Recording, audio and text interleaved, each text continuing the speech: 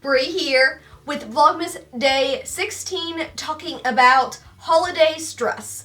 Now, I love the holidays.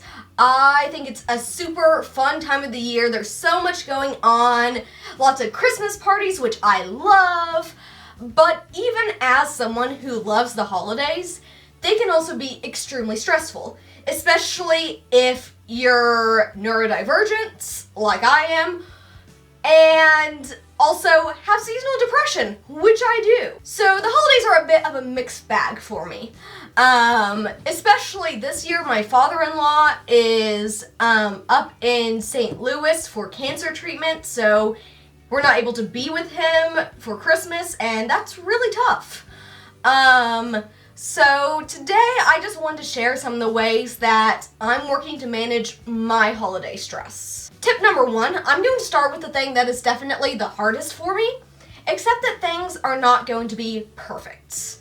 I am a type 4 on the Enneagram, which means I like to romanticize life. I have my ideal image of how I want everything to be, and the holidays are perfect for romanticizing. You know, you have that Hallmark movie magic with the holidays, and you want your life to feel like that, but it doesn't. There's not really an easy way to just come to terms with that. You just have to be patient with yourself and realize, okay, I am not going to go to a small town over the holidays and discover the real meaning of Christmas. Okay, I'm kidding with that, but that's not actually what I want for my Christmas. But you know what I mean. Not everything we do during the holidays is going to look like something out of a Hallmark movie. You know, we still have work, we still have life, and even the things that we plan, the Christmas parties, the going and looking at Christmas lights, it's not going to be perfect because life is just not that way. So we have to choose to accept that it's not going to be perfect and enjoy it for what it is, because if we're fixated on this perfect ideal, we're not going to enjoy what we actually have. Tip number 2, for me at least, is very similar. Say no. I don't like to say no to stuff during the holidays because I want the full holiday experience. Like I said, I romanticize it. I want to experience everything that the holidays has to offer, but there's just not time for that, especially with normal life stuff that I have to do with running 2 businesses. Know your limits. Look realistically at your calendar and the time you have. Don't try to pack 5 Christmas activities into one weekend back to back to back when you know you're going to be exhausted when you wake up on Monday morning and hate yourself. And speaking of normal life, tip number 3, maintain healthy habits. It's so easy to get caught up in everything about the holidays and neglect ourselves because we're so caught up in everything that we want to do that's holiday related. Eating all the junk food, which I'm not saying don't eat the junk food, because you do want to enjoy the holidays and enjoy some sweet treats. I'm not saying deprive yourself of that. I'm saying be reasonable and still take care of yourself, still take care of your body, and still stick to your normal routines that you do to care for yourself. Don't throw it all out the window just because it's the holidays. Tip number, I think I'm on 4. I should be doing a better job of keeping track of this. But I think tip number 4 is set your boundaries and stick to them. I know this is so hard to do. I hate communicating boundaries because I don't want to hurt the other person that I'm setting the boundaries with. But frankly, that is a stupid mindset because, and I'm not calling you stupid, I'm calling myself stupid.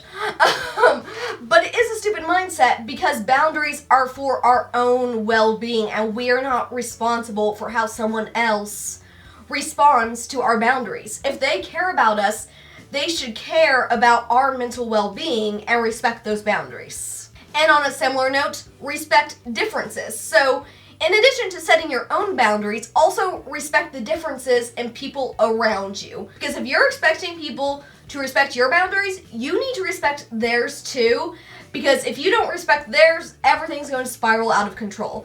So take some responsibility on yourself as well and respect their boundaries just as much as your own. So long as they don't conflict with what you yourself need, in which case you need to find some kind of middle ground.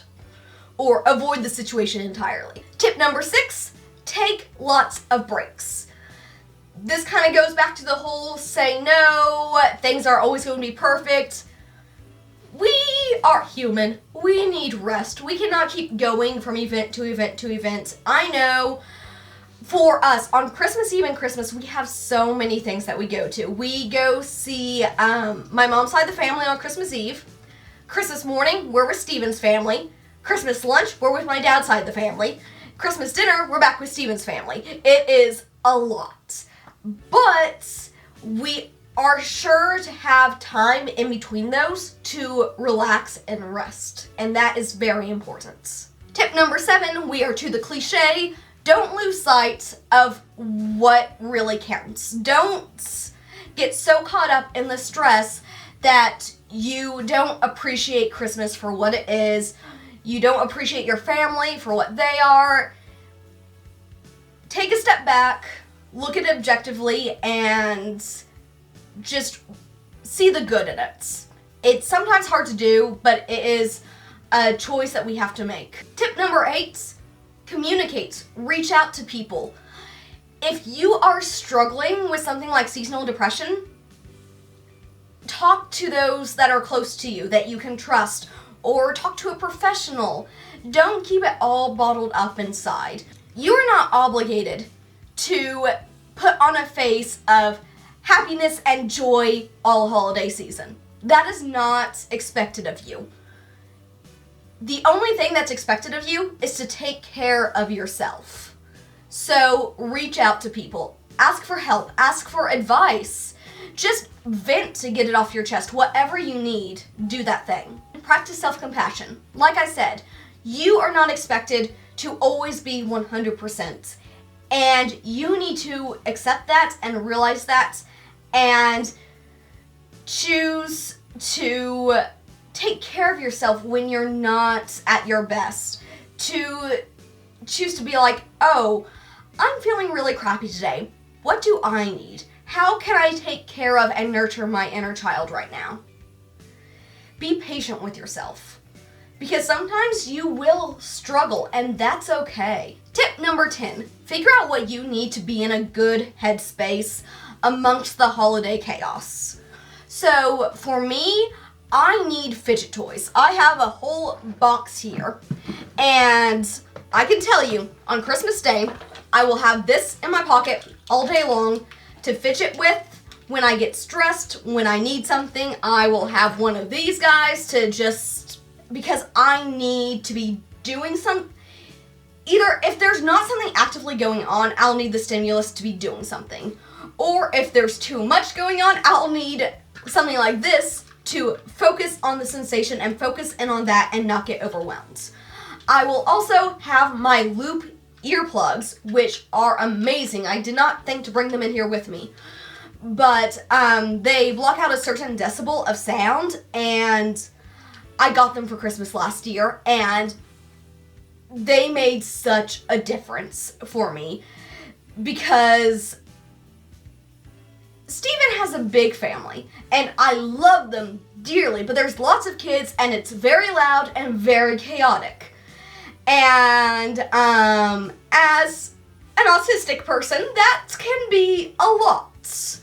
So having the loop earplugs helped me so much to be able to actually focus on a conversation I'm having with someone right in front of me without becoming too distracted with everything else, and B, just when I'm sitting there not freaking out because I'm getting overstimulated from all the sound around me. I will also be bringing something to do, like for Thanksgiving, I brought our Switch with me.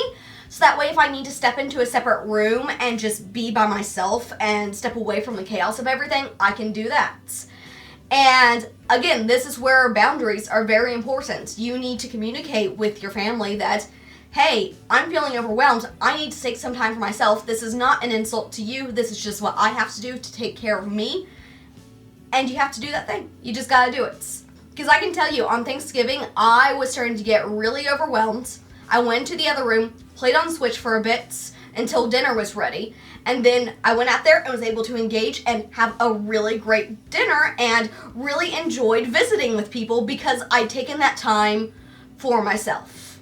And because of that, I was able to actually be a part of everything instead of being there overstimulated the entire time. If you have anything you'd like to add to this list, please leave it in the comments, leave a like on this video, and remember, you are ineffable.